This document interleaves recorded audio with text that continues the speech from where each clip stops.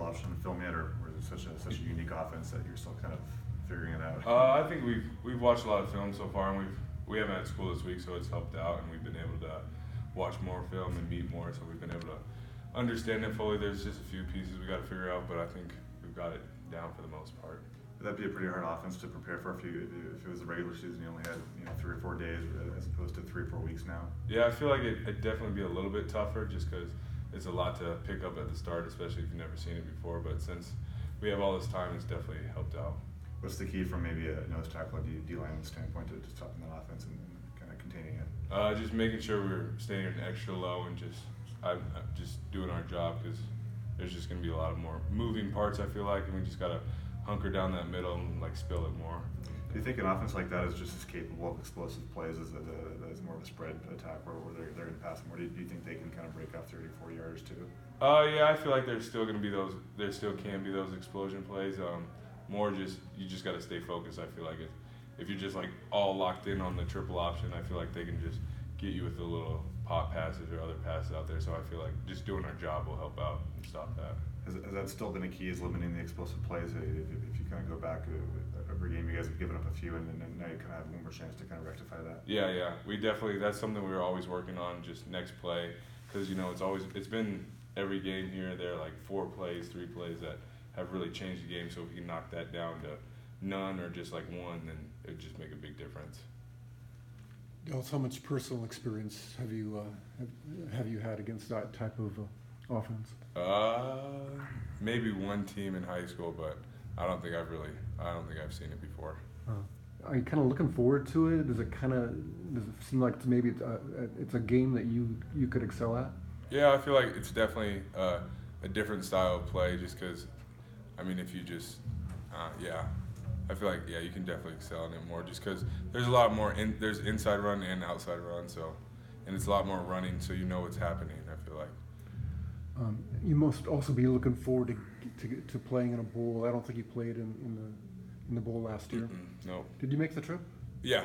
I've made all the trips, just haven't reached that far in the depth chart, but now, yeah. But that would have seemed like a natural rival for you, I'm guessing. Iowa State would have been. Yeah, that would have been a good one to go against Iowa State.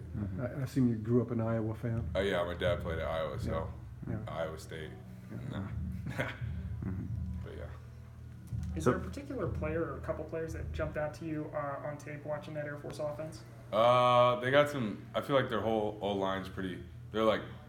They're smaller, that they can move more. They're not the lengthy 6'5" and stuff you see, but they're the smaller, more compact types. But they can definitely move. So, and that helps out a lot, especially in that type of offense. Who's been doing the scout team work at quarterback for Air Force? There's been Billy Popsel. He's been doing it the best, I think. Cole DeBoss did a little bit of it for quarterback-wise. It's been kind of a mix, but I think Billy's been doing it for the most part.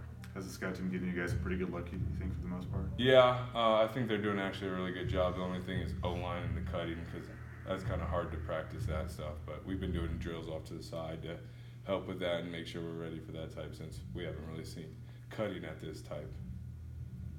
So looking a little further ahead then, do you want to talk at all about maybe the guy or guys who stand to sort of fill the shoes of Fred Mauigoa at center? Brian's been playing well a lot. I've gone against him since freshman year, just playing that nose growing up. But he's been progressing really well, and just even they've been throwing a couple other heads in there just to see.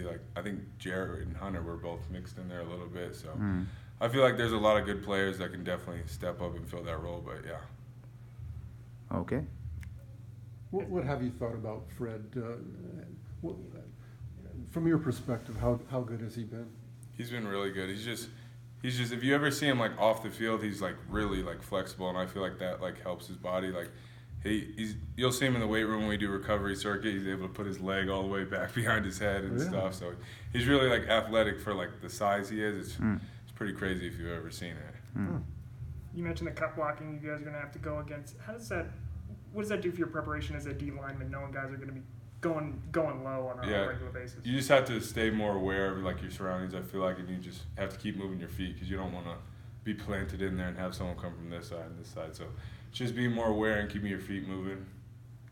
If you're just maybe a college football fan, do you think this would be one of the bowl games that you would really want to watch because of the varying offensive styles with air raid and triple option? Yeah, I feel like it's gonna be a lot different just because it's a different matchup. Because normally we've been playing like the Big Tens and Big 12 type schools, so seeing this offense especially, I feel like it's different. And then you have our air raid, so it's funny because they're Air Force and then we're air raid, so it just has a good like naming to it too as well. So it'll be interesting. Where did Cheez-Its rank on the cracker scale for you? Cheez-Its, they're definitely up there. We have Cheez-Its in the weight room, so we eat those a lot. But I'm a big Cheez-It white cheddar fan, so that's always good. It's good. Yeah. Yeah, thank you guys. Thank you.